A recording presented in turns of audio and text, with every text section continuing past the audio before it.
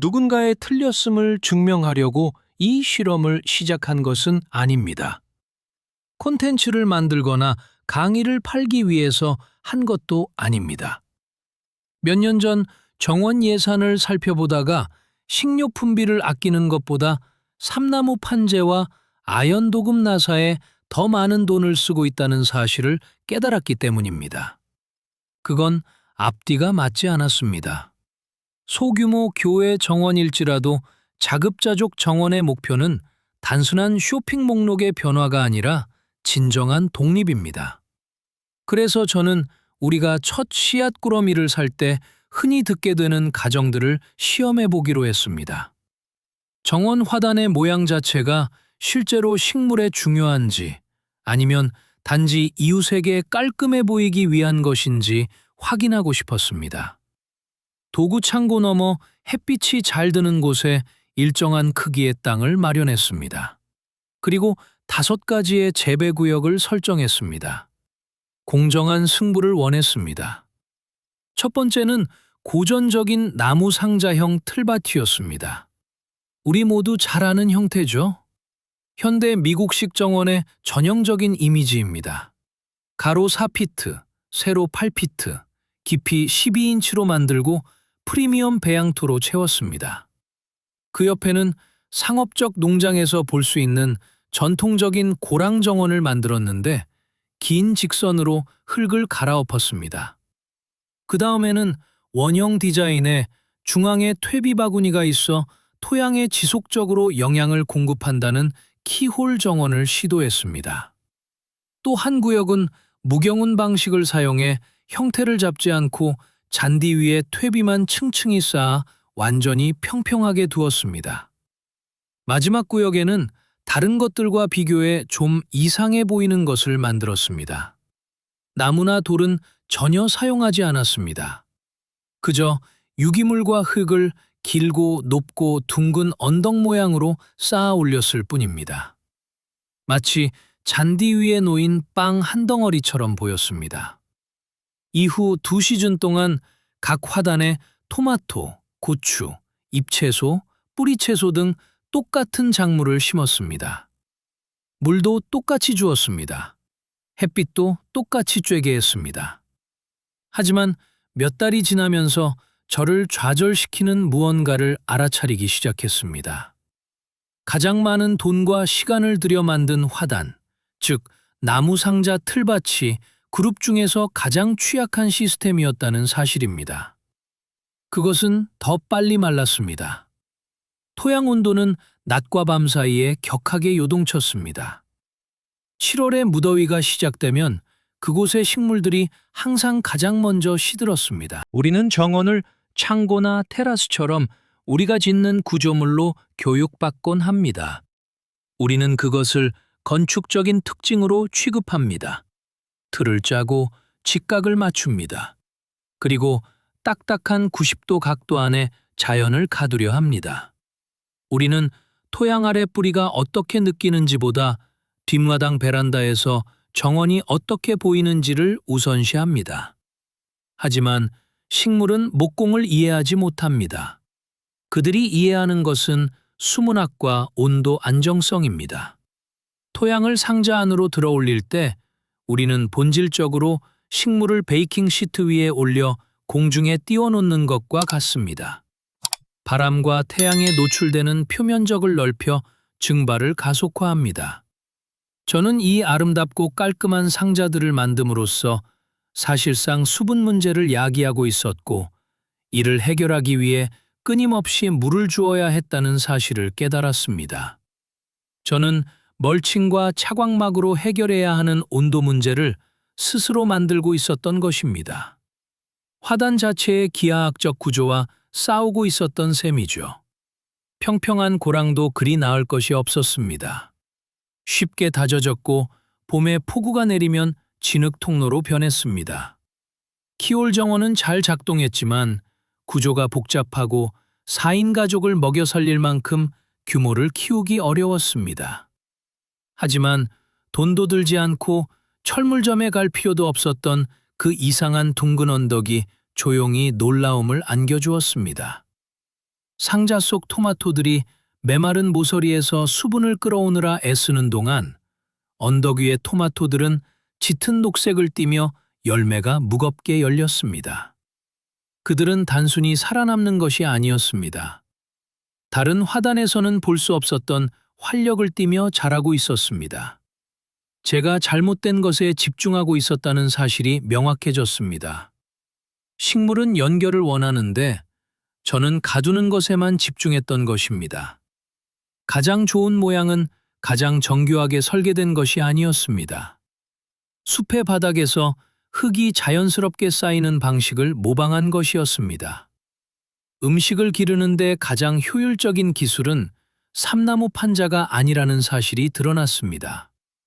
그것은 토양 자체의 기하학 구조였습니다. 마음속으로 정사각형 나무 화단 상자를 그려보십시오. 날카로워 보이고 정돈된 느낌을 줍니다. 하지만 자연은 날카로운 모서리를 싫어합니다. 가뭄 때 틀밭의 모서리 쪽 흙을 파보면 먼지만 나올 것입니다. 그 90도 각도는 나무의 구조적 약점이 아니라 그 안의 생명체에게 구조적 약점이 됩니다. 그 모서리는 양면이 공기에 노출되어 있습니다. 중앙보다 더 빨리 가열되고 수분은 2배나 빨리 빠져나갑니다. 우리가 식물을 이런 경직된 기하학 구조 안에서 자라게 강요할 때 우리는 스트레스 지점을 만들고 있는 것입니다. 우리는 뿌리에게 자신들을 근본적으로 거부하는 공간에 거주하라고 요구하는 셈입니다. 제 정원에서 실시한 스트레스 테스트 동안 그 차이는 부인할 수 없게 되었습니다. 나무 상자의 가장자리 근처 식물들은 항상 중간에 있는 식물들에 비해 발육이 부진했습니다. 나무 자체는 두꺼운 삼나무였음에도 불구하고 심지처럼 작동했습니다. 뜨거운 오후가 되면 목재가 가열되어 토양에서 수분을 빨아들여 공중으로 증발시켰습니다. 저는 본질적으로 단순히 토마토가 아니라 나무에 물을 주고 있었던 것입니다. 이것이 바로 8월의 정원이 고전할 때 우리 중 많은 이들이 실패감을 느끼는 이유입니다. 우리는 자신이 재능이 없거나 비료를 잘못 골랐다고 생각합니다. 하지만 현실은 종종 더 단순합니다. 우리는 물리학과 싸우고 있는 것입니다. 우리는 모든 것을 메마르게 하려는 환경 속에서 공중에 떠 있는 작은 흙덩어리를 젖은 상태로 유지하려고 애쓰고 있는 것입니다. 흙을 땅에서 들어올려 상자 안에 고립시키면 지구의 자연적인 열 질량과의 연결이 끊어집니다. 발밑 깊은 곳의 땅은 대기 온도와 상관없이 보통 화씨 55도 정도로 비교적 시원하고 안정적입니다.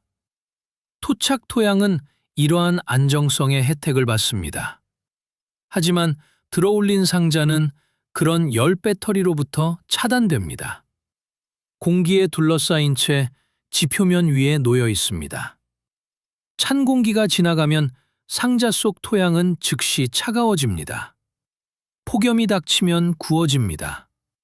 뿌리는 온도의 롤러코스터 위에 놓이게 되고 식물은 이에 적응하느라 에너지를 소비해야 합니다. 열매를 맺는 데 써야 할 에너지를 말이죠. 이것이 제 모든 것을 바꾼 깨달음이었습니다. 저는 정원을 건설 프로젝트로 보는 것을 그만두었습니다. 드릴과 줄자를 내려놓았습니다. 정원을 만든다는 것은 잘못된 동사라는 것을 깨달았습니다. 정원은 짓는 것이 아니라 땅을 빚는 것입니다. 목표는 건조한 바람에 노출되는 표면적을 최소화하면서 토양의 부피를 최대화하는 것입니다.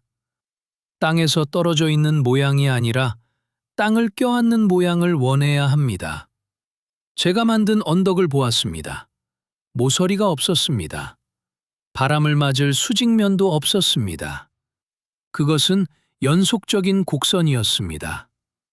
이 모양 덕분에 바람은 정면으로 부딪히는 대신 위로 굴러 넘어갔습니다.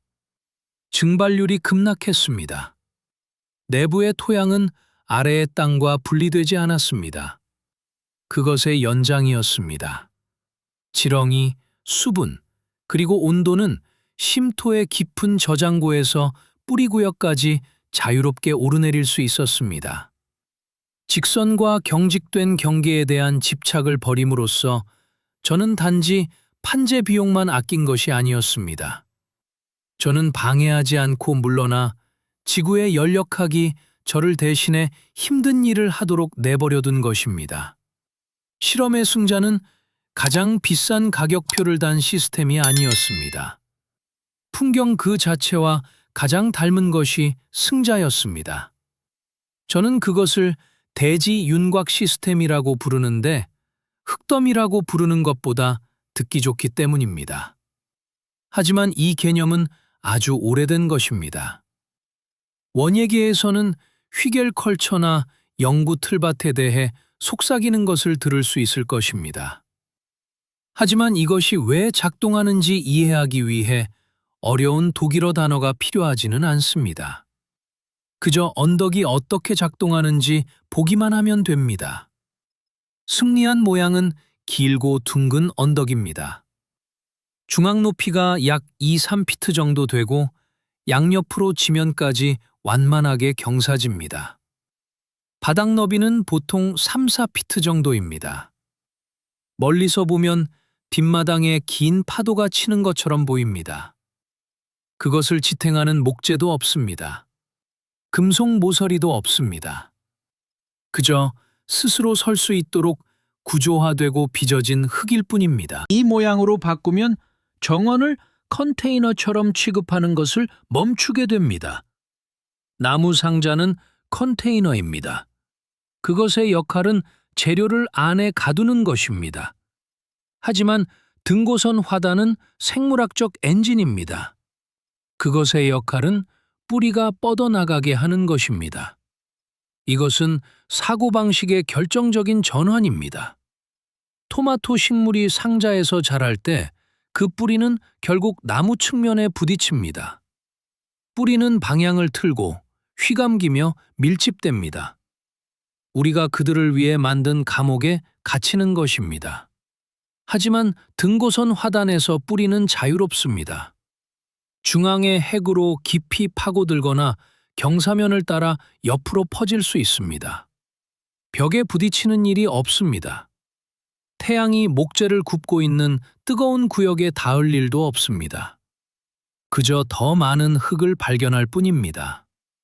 이 모양은 또한 중력과 상호작용하는 방식을 바꿉니다. 평평한 정원에서는 비가 올 때마다 중력이 토양을 아래로 다집니다. 물은 위에 고여 토양 생물을 질식시킵니다. 등고선 화단에서는 중력이 당신을 위해 일합니다. 폭우가 곡선 표면에 닿으면 옆으로 흘러내려 뿌리를 익사시키는 대신 천천히 아래로 스며듭니다. 토양 구조는 폭신하고 느슨하게 유지됩니다. 왜냐하면 당신이 언덕 위를 절대 걷지 않기 때문입니다. 그저 언덕 옆을 걸을 뿐입니다. 내부의 흙은 경운기를 한 번도 쓰지 않고도 시즌 내내 통기성이 좋고 가볍게 유지됩니다. 많은 사람들이 토양이 씻겨 내려갈까봐 여기서 망설입니다. 첫 폭풍에 정원이 녹아 없어지는 것을 막기 위해 벽이 필요하다고 가정합니다. 하지만 여기서 생물학이 제 역할을 합니다. 언덕을 만든 지 몇 주 안에 식물의 균사체 네트워크와 뿌리 시스템이 토양을 결합합니다. 그것은 안정적인 살아있는 구조가 됩니다. 스스로를 지탱합니다. 벽을 없앰으로써 정원과 나머지 생태계 사이의 장벽을 없애는 것입니다. 생명을 차단하는 대신 초대하는 모양을 만드는 것입니다. 이것은 단지 씨앗을 심는 방법이 아닙니다. 매년 더 강해지는 영구적인 풍경을 만드는 방법입니다. 등고선 시스템이 왜 제 정원에 다른 모든 화단보다 뛰어난 성능을 보였는지 정말로 이해하려면 표면 아래에서 무슨 일이 일어나고 있는지 봐야 합니다. 제 언덕 중 하나를 한가운데서 반으로 자른다면 단지 흙더미만 보이는 것이 아닐 것입니다. 전체 시스템을 움직이는 내부 엔진을 보게 될 것입니다. 이 엔진은 대부분의 사람들이 태우거나 버리는 재료로 만들어졌습니다. 저는 이런 화단을 만들 때 흙으로 시작하지 않습니다. 나무로 시작합니다. 오래된 통나무, 떨어진 나뭇가지, 썩어가는 장작 등 농장의 쓰레기들을 가져다가 화단의 핵심 기초로 바닥에 깝니다. 잔디 위에 촘촘하게 쌓습니다. 그런 다음 작은 막대기, 잎, 잔디 깎은 것들을 틈새에 채웁니다.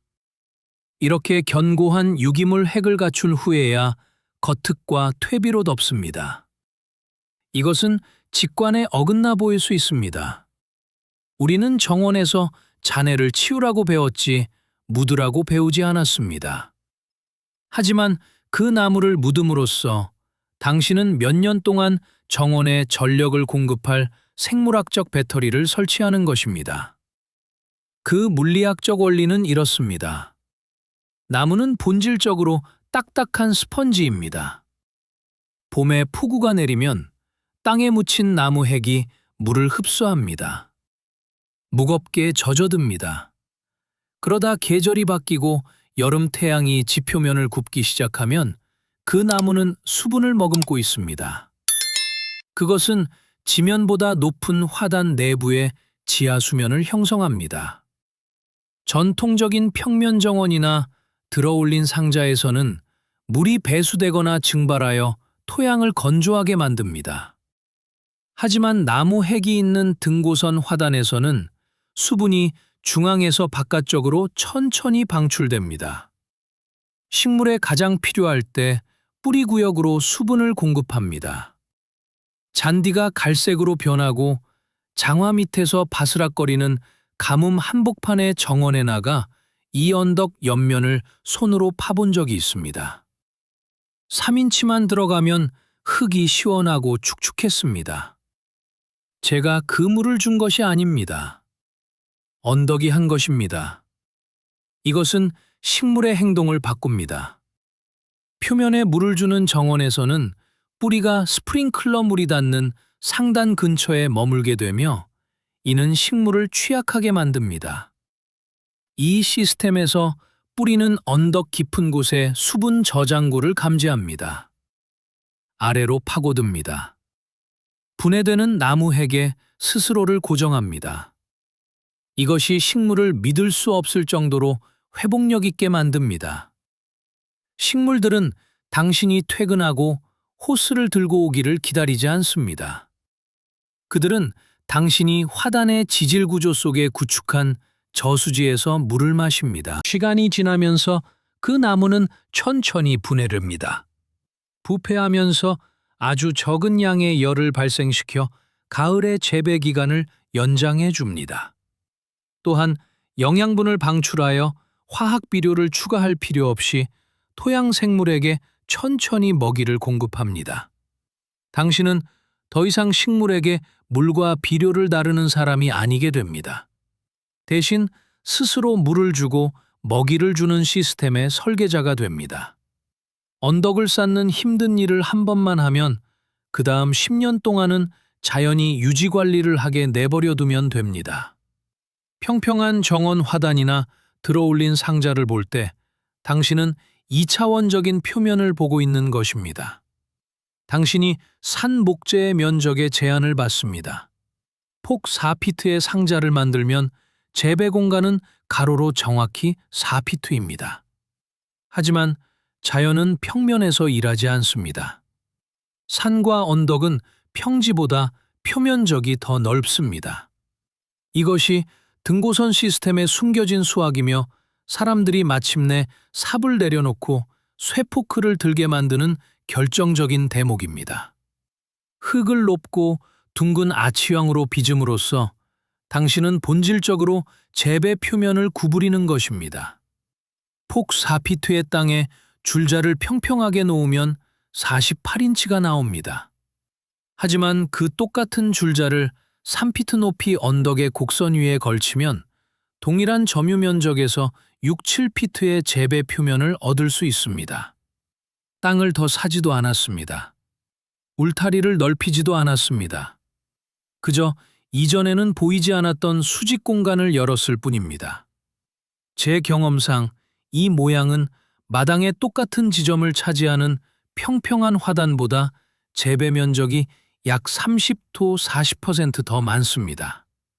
이 3차원 모양은 심는 방식을 바꿉니다. 줄을 맞춰 심는 생각에서 벗어나 구역별로 생각하게 됩니다. 언덕의 꼭대기인 능선은 가장 건조하고 햇빛이 잘 드는 곳입니다. 그곳은 펜트하우스입니다. 토마토, 고추, 옥수수, 오크라처럼 열을 좋아하고 통통이 잘 되어야 하는 작물을 심는 곳입니다. 그들은 꼭대기에 높이 서서 동쪽의 아침 해와 서쪽의 저녁 해를 듬뿍 받습니다.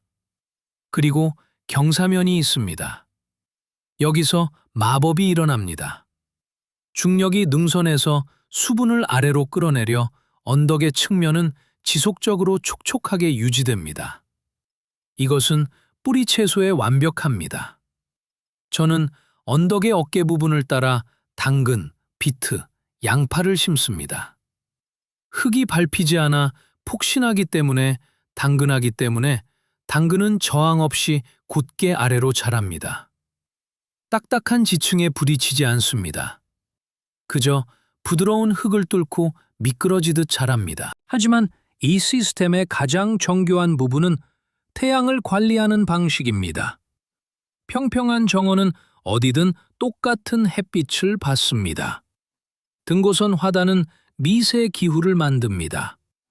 화단을 동서방향으로 배치하면 갑자기 남향 경사면과 북향 경사면이 생깁니다. 남쪽 면은 강렬한 직사광선을 받습니다. 그곳에 바질과 가지를 심습니다.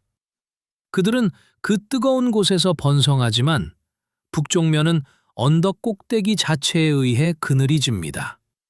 더 시원하게 유지됩니다. 평평한 정원에서는 대개 상추가 써지고 꽃대가 올라오는 7월의 무더위 속에서도 제 언덕 북쪽 경사면의 상추는 여전히 아삭하고 달콤합니다.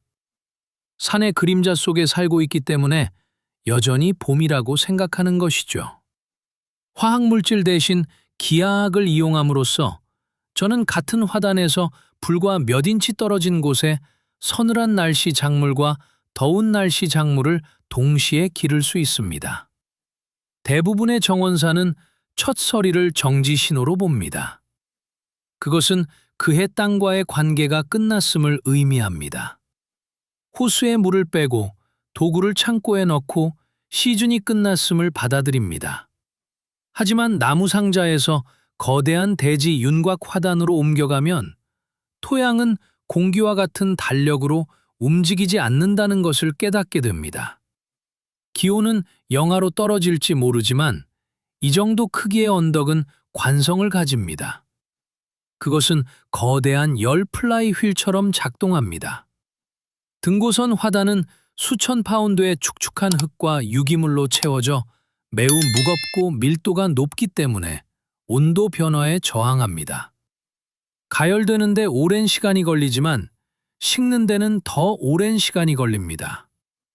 가을밤 기온이 화씨 30도대로 떨어지기 시작할 때 언덕 내부의 토양은 종종 지난 9월에 흡수한 열을 붙잡고 있습니다.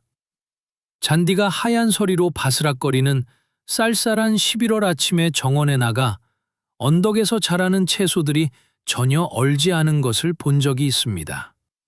땅이 식물 주변에 보호막을 형성할 만큼의 온기를 내뿜고 있었던 것입니다. 찬 공기가 아래와 옆으로 순환하는 들어올린 상자에서는 그 열이 거의 즉시 손실됩니다. 언덕에서는 그 열이 비축됩니다. 이러한 열 안정성은 우리가 중앙에 만든 내부 엔진에 의해 더욱 강화됩니다. 썩어가는 나무 심장을 기억하시나요?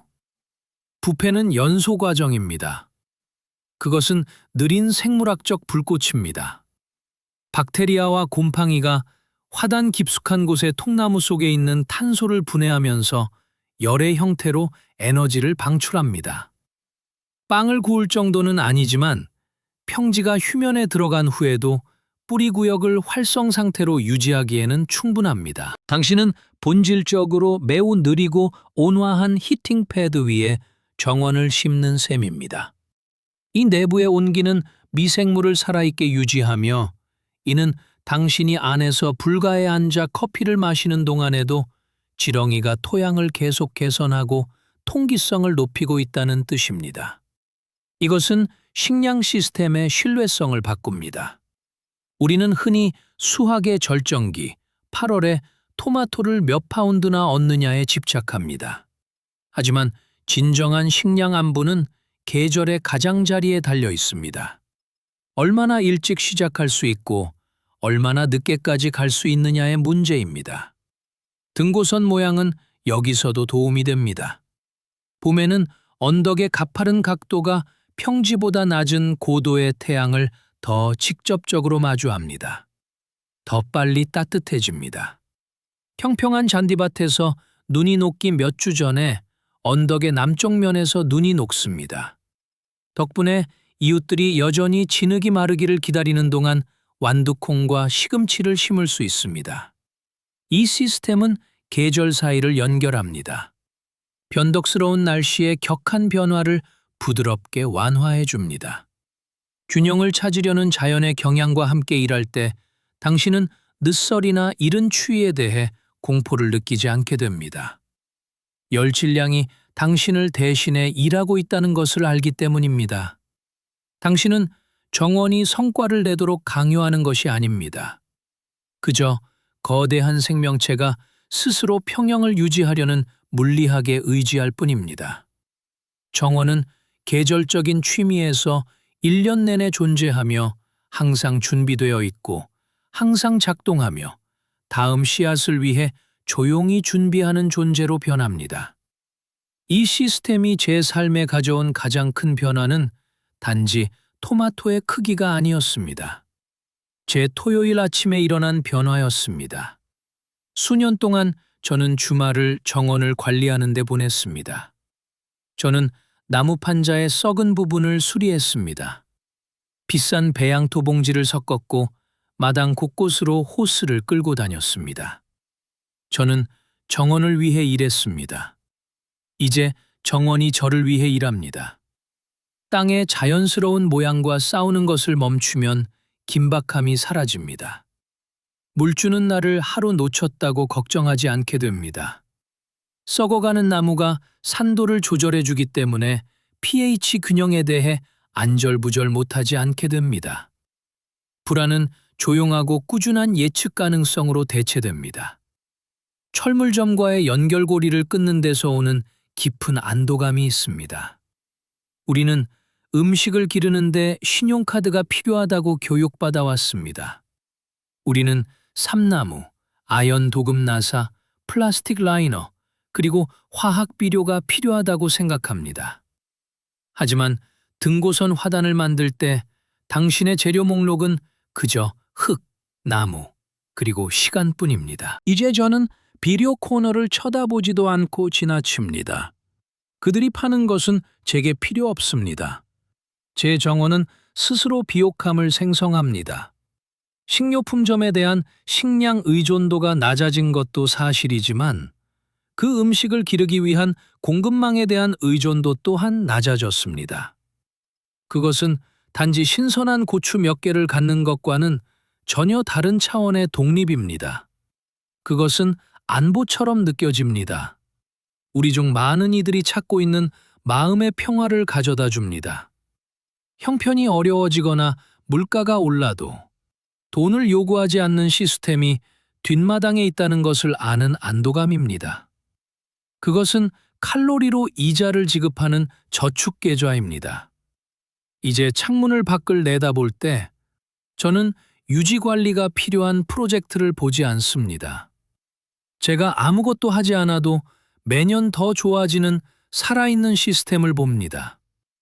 언덕이 오래될수록 토양은 더 풍부해집니다. 균사체 네트워크는 더 강해집니다. 보수력은 향상됩니다. 제가 잠든 사이에도 가치가 상승하는 제가 소유한 유일한 자산입니다. 이 말이 일리가 있다고 생각하신다면 뒷마당을 전부 갈아엎으라고 하지는 않겠습니다. 불도저를 빌리라고도 하지 않겠습니다. 사실 그렇게 하지 마시라고 권하고 싶습니다. 그냥 작게 시작하십시오. 무시해왔던 마당 귀퉁이로 가보십시오. 떨어진 나뭇가지들을 모으십시오. 잎사귀들을 쌓으십시오.